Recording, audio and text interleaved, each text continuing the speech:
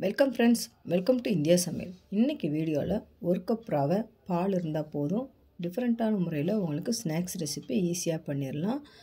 நம்ம சேனலில் போடுற வீடியோ உங்களுக்கு பிடிச்சிருந்துச்சுன்னா சப்ஸ்கிரைப் பண்ணி வச்சுக்கோங்க. அப்போ தான் நான் போடுற ஒவ்வொரு வீடியோவும் உங்கள் நோட்டிஃபிகேஷனில் வரும்.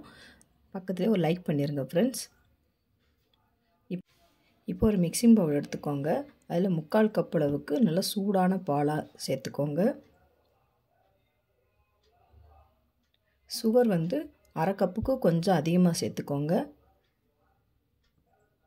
இப்போ சேர்த்துட்டு நல்லா கலந்து விட்டுக்கிறலாம். சுகர் நல்லா கரையட்டும். இப்போ பார்த்தீங்கன்னா சுகர் நல்லா கரைஞ்சிருச்சு. ஒரு கப் அளவுக்கு நான் வறுத்த ரவையை சேர்த்துருக்கேன். இப்போ ரவை சேர்த்துட்டு நல்லா கலந்து விட்டுக்கோங்க. பார்க்குறதுக்கு கொஞ்சம் லிக்விடாக தான் தெரியும். அரை கப் அளவுக்கு தேங்காவை துருவி சேர்த்துக்கோங்க. இப்போ தேங்காய் துருவி சேர்த்தது நல்லா மிக்ஸ் பண்ணிக்கிறலாம்.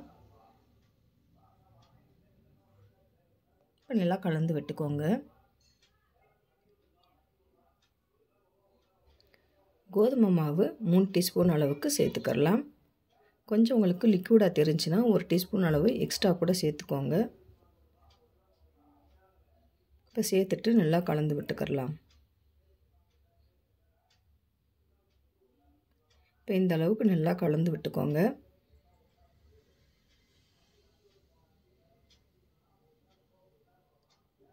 எனக்கு இன்னும் கொஞ்சம் கோதுமை மாவு தேவைப்பட்டுச்சு. 2 பிஞ்சு அளவு உப்பு சேர்த்துக்கோங்க. ஏலக்காய் தூள் 1/2 டீஸ்பூன் அளவுக்கு சேர்த்துக்கிறலாம்.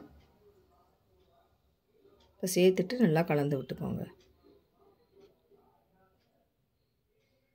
இதை நம்ம கொஞ்சம் நேரம் ஊற வைக்க போகிறோம். ஊறின பிறகு இன்னும் கொஞ்சம் ட்ரையாகவே ஆயிரும்.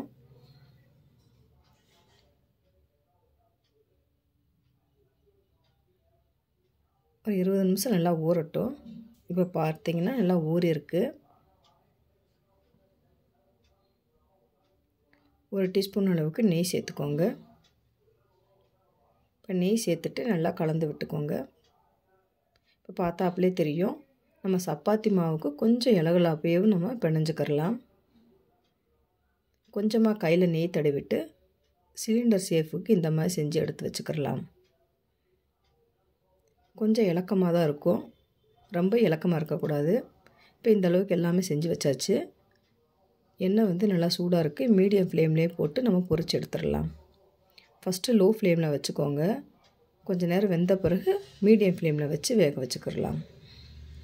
இப்போ திருப்பி போட்டுக்கோங்க.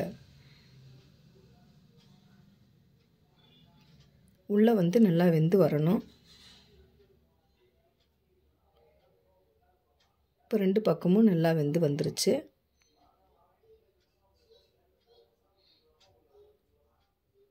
நல்லா செவந்து வந்துடுறதுக்கு இப்போ எடுத்துடலாம். சூப்பராக இருக்கும் ஃப்ரெண்ட்ஸ். இந்த மாதிரி ஸ்நாக்ஸ் ரெசிபி நீங்களும் இந்த மாதிரி ட்ரை பண்ணி பாருங்கள். மேலே பார்த்தீங்கன்னா நல்லா கிறிஸ்பியாக இருக்கும், உள்ளே நல்லா சாஃப்டாக இருக்கும். ட்ரை பண்ணி பார்த்துட்டு கமெண்ட் பண்ணுங்கள். உங்களுக்கு இந்த வீடியோ பிடிச்சிருந்துச்சுன்னா லைக் பண்ணுங்கள், ஷேர் பண்ணுங்கள், கமெண்ட் பண்ணுங்கள். உங்களை வேறு வீடியோ சந்திக்கிறேன். பாய். தேங்க்ஸ் ஃபார் வாட்சிங்.